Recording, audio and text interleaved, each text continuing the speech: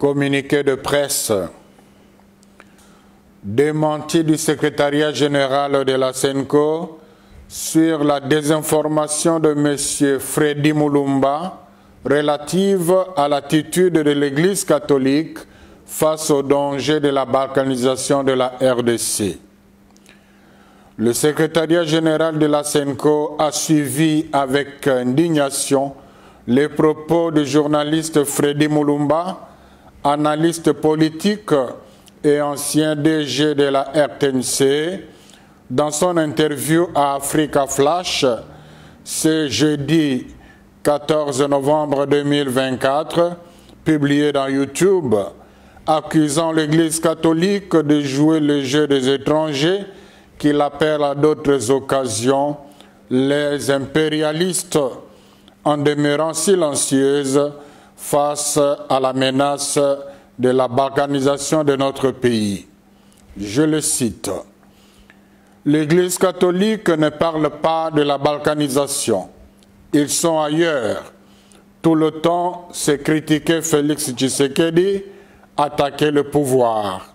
Propos à peine croyables de la part d'un scientifique de son rang, s'il faut considérer son diplôme.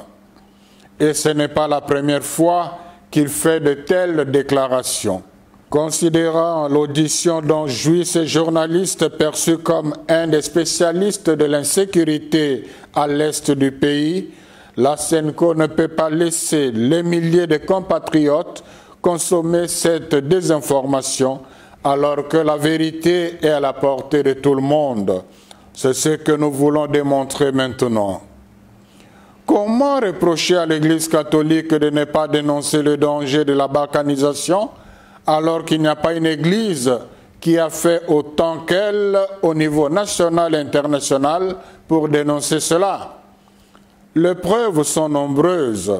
Nous nous limiterons aux faits les plus significatifs. Tenez, tout Congolais qui a plus de 25 ans ayant une bonne mémoire se souviendra que le 1er août 2012, la SENCO a organisé une marche contre la balkanisation de notre pays. Dans toutes les provinces, beaucoup de compatriotes non catholiques nous ont rejoints dans cette manifestation.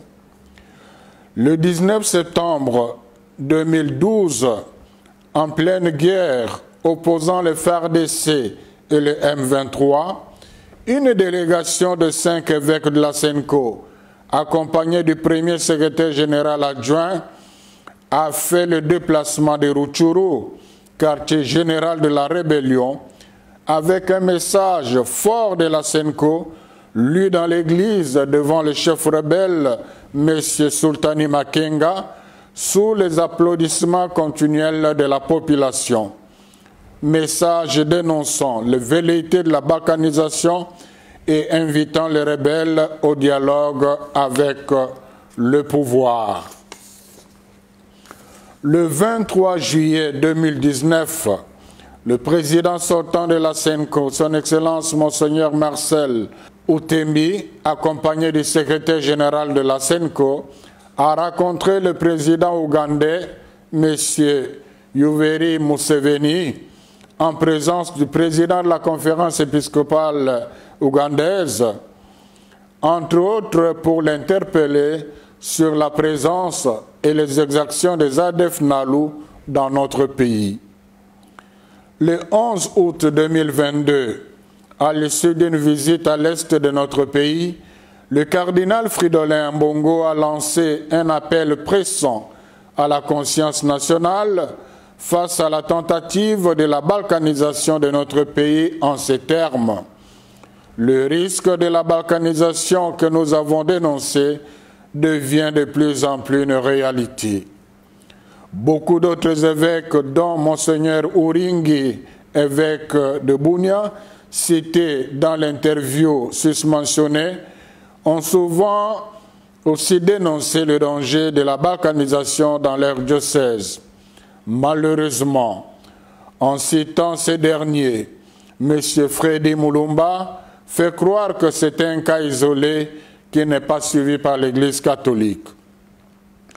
Le 9 novembre 2022, les évêques membres de la SENCO ont sorti un message pathétique intitulé « L'heure est grave, le pays est en danger », dans lequel ils dénonçaient, entre autres, l'indifférence de la communauté internationale par rapport aux velléités du Rwanda, cité explicitement comme agresseur, ce qui, selon les évêques, frise une complicité de cette communauté. Le 4 décembre 2022, la SENCO a organisé pour la deuxième fois au niveau national une marche pour dénoncer la guerre à l'Est et dire non à la balkanisation. On retrouve la même dénonciation dans plusieurs autres messages de la SENCO dont notre brave journaliste ne se souvient malheureusement pas. Dans plusieurs messages de la SENCO, les évêques ont conseillé au gouvernement l'organisation des concertations nationales dans l'unique but de renforcer la cohésion sociale et de créer une forte dynamique nationale au-delà des sensibilités politiques pour faire face ensemble aux défis sécuritaires. Appel qui n'a jamais été entendu. Au niveau international, la SENCO a organisé plusieurs missions de plaidoyer, entre autres au niveau de l'Union européenne et des États-Unis, parfois avec le concours du gouvernement, parfois accompagné de l'ECC, pour dénoncer l'agression rwandaise et les dangers de la balkanisation.